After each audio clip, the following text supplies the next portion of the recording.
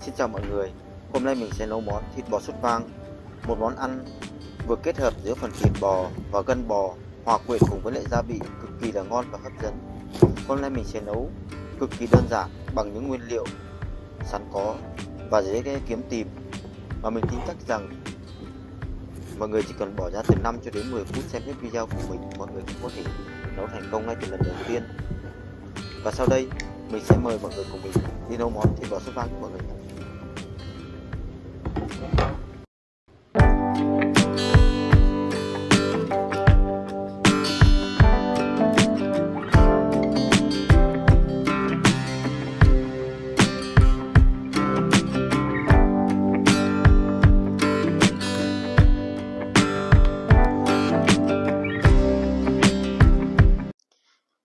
Để làm được món thịt bò sốt vang ngày hôm nay thì mình có chuẩn bị ra đây một số nguyên liệu và gia vị, mọi người cùng tham khảo.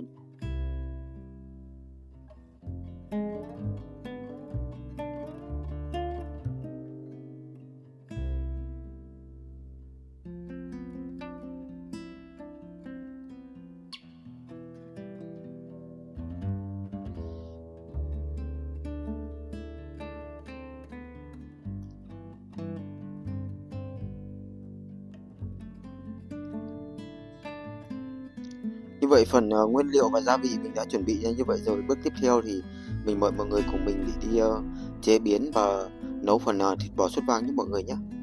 Ngày hôm nay mình có chuẩn bị đó là 1,2 kg thịt bò. Ở đây mình có sử dụng đó là thịt bò bắp nhé mọi người. Thịt bò thì mình đã đem về và xử lý sạch sẽ này. Và với phần thịt bò này thì mình có một chút lưu ý là mọi người không nên là thái quá nhỏ nhé mọi người nhé. Chúng ta thái nhỏ quá thì khi chúng ta nấu chín lên thì phần thịt bò nó sẽ bị nát. Và chúng ta cũng không nên lựa chọn là thịt nó quá nạc. Nạc thì khi chúng ta nấu lên thì ăn nó sẽ không được ngon mọi người ạ. Mọi người thái như vậy cho mình. Như vậy là mình đã thái xong phần thịt bò này vào. Tiếp theo mình sẽ đi ướp nhé mọi người. Mọi người cho vào đây cho mình đó là một chút hành băm này và một chút gừng băm nhé mọi người nhé. Phần gia vị này chúng ta ướp vừa phải thôi. Đó, và một chút tỏi băm nhé.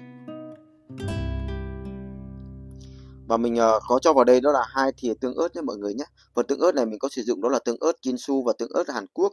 Nhưng mọi người không có tương ớt từ Hàn Quốc thì mọi người có thể dùng nguyên tương ớt Jinsu cũng được. Đó, mọi người cho hết vào đây cho mình này. Đó, và mọi người cho vào đây cho mình đó là một thìa bột ngọt này và một thìa súp này và 1,5 thìa argiron nhé mọi người nhé. Và cho vào đây vậy một thìa đường. Nếu mọi người không thích ăn đường, mọi người không cho vào cũng được nhé mọi người nhé. Cái phần ngũ vị hương này thì mình có sử dụng ở đây đó là 2 gói mọi người ạ. Đó, và mọi người cho hết cái phần rượu vang này vào này. Cái phần rượu vang này nếu mà mọi người không có rượu vang, mọi người có thể dùng rượu trắng cũng được nhé mọi người. Đó, và cho vào đây nó một thìa sa tế. Và cho 1/2 thìa bột điều nhé mọi người, để cho màu nó đẹp hơn đấy. Và 1/2 thìa bột nghệ này, với lại 1/2 thìa dầu mè. Và chúng ta sẽ cho tiêu vào đây này.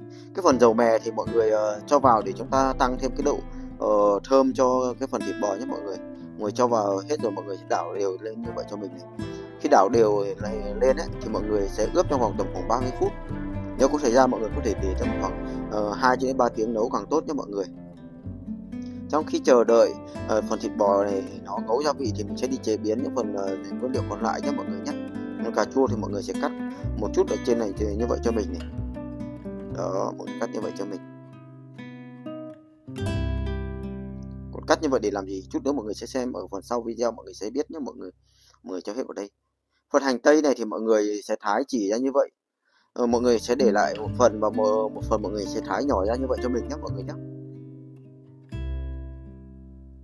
Đó, mọi người thái nhỏ ra như vậy. Để chút nữa anh ta sẽ đi phi lên để làm phần nước sốt mọi người, để cho cái phần nước dùng chúng ta nó sẽ được thơm hơn. Cái phần rau mùi này ấy, thì mọi người sẽ cắt ra như vậy cho mình này. Cả phần hành cũng vậy nhé. Đó, mọi người cắt ra như vậy cho mình. Còn cái phần hành củ này thì mọi người có thể là chẻ ra như vậy cho mình. Đó, và mọi người bỏ vào đĩa này cho mình này. Và tiếp theo là mình sẽ thái với ớt này nhé. Ớt này thì mọi người không muốn ăn cay, mọi người không cho vào cũng được nhé mọi người. Đây mình muốn ăn cay, mình có thể cho vào đây để nó xe ăn món cay nữa, món nó ăn nó sẽ được ngon hơn. Tiếp theo đây mọi người sẽ bỏ vào đây, đổ hết phần nước sôi vào đây cho mình. Đó mọi người, mục đích cho cắt ra như vậy và bỏ nước sôi vào chút nữa thì sẽ tách cái phần vỏ là nó ra thì nó sẽ được dễ hơn. Và mình ủ được 5 phút và bây giờ mình tách vỏ, mọi người có thấy là có dễ không ạ? Đó đúng không ạ? Mọi người tách hết phần vỏ này ra. Chúng ta tách vỏ ra thì chút nữa thì khi chúng ta nấu lên ấy, cái phần nước sốt nó sẽ được đẹp hơn nhé. Nó không có cái phần vỏ.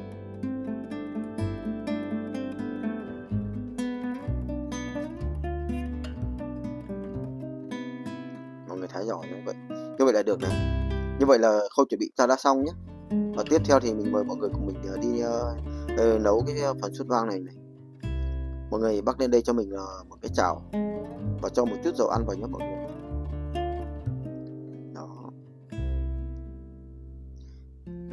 Khi dầu ăn đã nóng rồi ấy, thì mọi người cho cái phần hành, gừng với lại tỏi với lại ớt băm nhỏ này vào để phi thơm lên nhé mọi người. Đó, mọi người bỏ hết vào đây cho mình. Đó.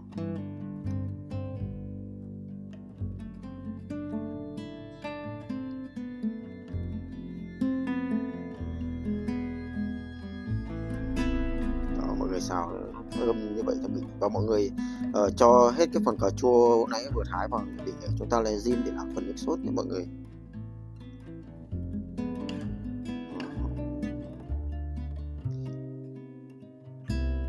Mọi người đảo đều như vậy cho mình. Như vậy rồi ta sẽ đi nêm phần gia vị nhé. Mọi người cho vào một thìa súp này, một thìa bột ngọt này và một thìa đường nhé mọi người. Mình có sử dụng chút đường để cho món ăn nó sẽ dịu hơn. Và một thìa aji ngon nhé mọi người. Mọi người cho thêm vào một thìa nước mắm để tạo mùi thơm nhé mọi người. Như vậy là được này mọi người. Đó. Khi đã được rồi thì mọi người sẽ bỏ ra một cái bát cho mình như vậy nhé. Và tiếp tục mọi người sẽ rửa chảo và bắc lên cho mình. Và chúng ta sẽ đi xào cái phần thịt bò. Mọi người cũng cho vào đây cho mình một chút dầu ăn này.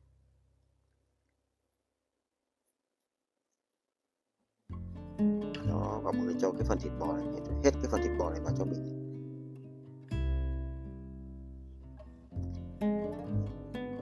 Mọi người có thể nhìn thấy là cái màu thịt bò chúng ta hiện tại về màu rất là đẹp rồi đúng không ạ? Đó, mọi người vào đảo đều lên cho mình. Ta lưu ý là cái phần thịt bò này ta chỉ xào sơ qua thôi nhé, ta không xào quá lâu nhé mọi người. Đó, như vậy là gần được này mọi người.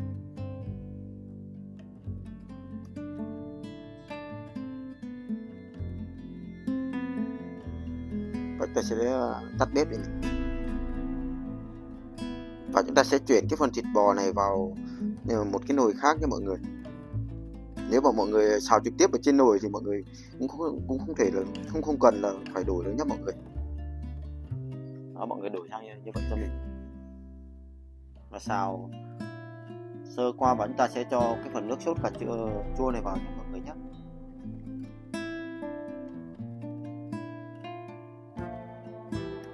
Tại bây giờ là mùi rất là thơm rồi mọi người. Đó, ta đảo này. Đó. Đây là mình mới nấu nha mọi người nhé. Mùi rất là thơm luôn mọi người. Và mọi người cho vào đây cho mình đó là nước sôi nhé mọi người nhé. Chúng ta nên lựa chọn nước sôi đấy tốt hơn mọi người. Đó. Ta cho vừa phải.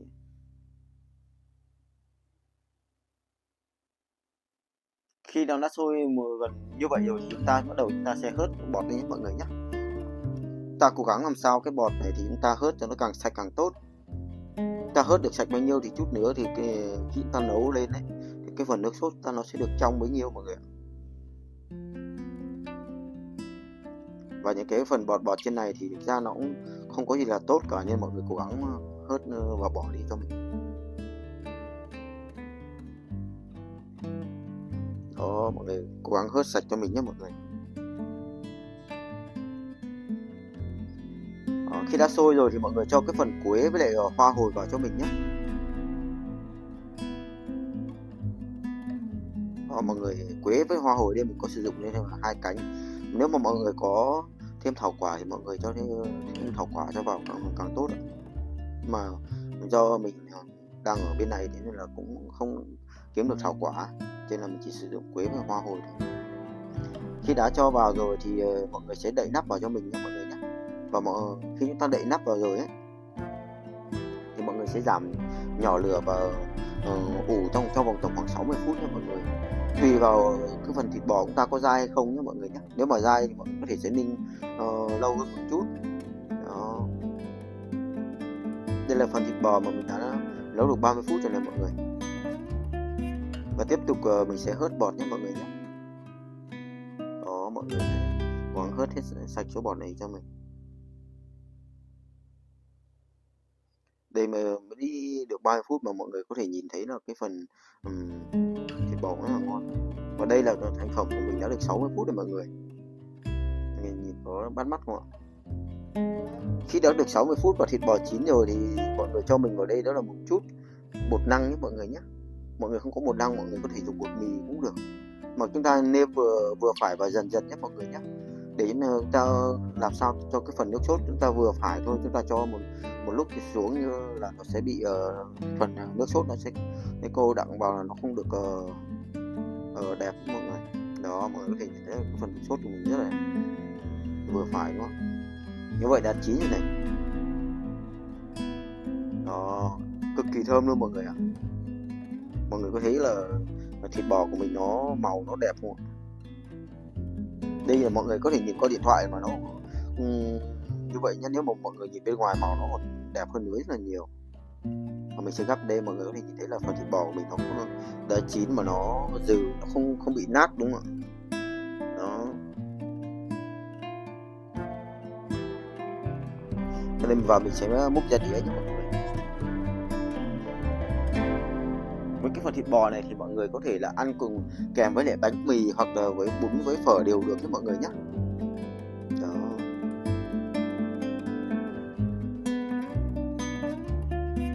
Như vậy là mình cũng vừa nấu xong món thịt bò này mọi người. Mọi người có thấy đơn giản không ạ? Chỉ bằng những nguyên liệu cực kỳ đơn giản mà mình có thể nấu được một món thịt bò cũng khá là hấp dẫn này. Và mà mình tin chắc rằng mọi người khi xem hết video này mọi người cũng có thể nấu thành công.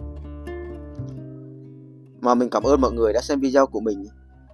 Chúc mọi người sẽ nấu thành công món thịt bò sốt vang này nhé mọi người nhé. Và mọi người nhớ đăng ký kênh và ủng hộ cho mình.